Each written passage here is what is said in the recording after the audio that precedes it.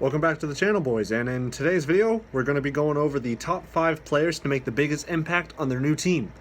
So with these 5 players, I didn't really want to add players that were drafted in the draft that just happened, so like Jack Hughes and Capo Caco, because we don't really know how they're going to be yet. And I just wanted players that were traded in the offseason to a new team and to see what their impact would be. So start off number 5 on the list. I said Sergei Bobrovsky. I've said this in a couple videos before that Sergei, I think, is going to have an amazing season with Florida, and he's going to be the reason why Florida makes the playoffs. The reason being is because Florida already has a pretty good offensive core and a pretty good defensive core. And last season, in my opinion, the reason they didn't make the playoffs was because of the goaltending situation. But now Bobrovsky can settle into his new team and make Florida a very, very good team. Now, I don't think they're going to go far in the playoffs. I'd say second round max, but at least a playoff appearance would be good for them. Number 4, Matt Duchene. Now, he was on 2 teams the past season. Ottawa did pretty good, had 58 points in 50 games, and in Columbus, not really, 12 points in 23 games. He definitely could have been better, but just the new scenery couldn't really get the chemistry down. But with Nashville, him being on that second line, he can definitely help Nashville, and if he can even get like 50, 60 points, he could definitely make a big impact. Nashville most likely will make the playoffs even if he wasn't on the team. But with him on the team, maybe they can make that push to be a Stanley Cup contender. Next, PK Subban, 3rd on the list. Last season, he had 31 points in 63 games on Nashville. And now with him being on New Jersey, that definitely makes New Jersey a bit better. I don't see them really making the playoffs just because, yeah, they have a decent team, but they're kind of like Edmonton in a way. They have good players, but they just don't have the chemistry. They're better than Edmonton in my opinion, but they're kind of in the same predicament a little bit. Subban has a lot to prove in this upcoming season as a defenseman himself, but I definitely think he will have a better season.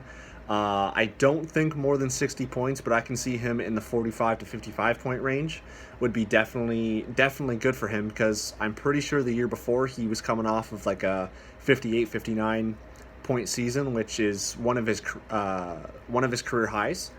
So definitely if he was able to get 45 to 55 points in there next season on New Jersey, that would definitely help him. So second is Joel Pavelski. Now, in the season that just passed, in 75 games, he had 64 points. Now, that helped San Jose a lot, actually. But even though they were bounced in the 3rd round, I think, if not the 3rd round, it was the 2nd round. I actually can't remember. It definitely helped them make it there because he was good depth.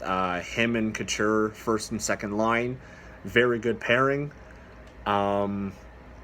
I don't think Pavelski didn't really do that much in the playoffs just because he was injured. But he's still a very good player that can help Dallas in this upcoming season and make Dallas much stronger, just because now they have a 1-2 punch in Seguin and Pavelski now, which is very good. A lot like other teams who have good 1st and 2nd center depth. I can definitely see him making another 64-point performance this upcoming season, but I can also see him in like the mid-70s, early to mid-70s, which would be very good for him.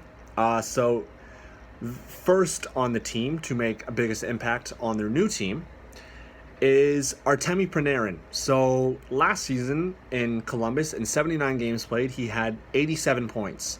Now that is amazing. But with the skill set that he has, I think he can go a little bit higher. I think he can get into the 90s. The Rangers, he can definitely do that. Will they make the playoffs? I don't think so. Him playing alongside of... I can't forget his name. But that top line, playing alongside Mika Zibanejad, I definitely think he can hit 90s.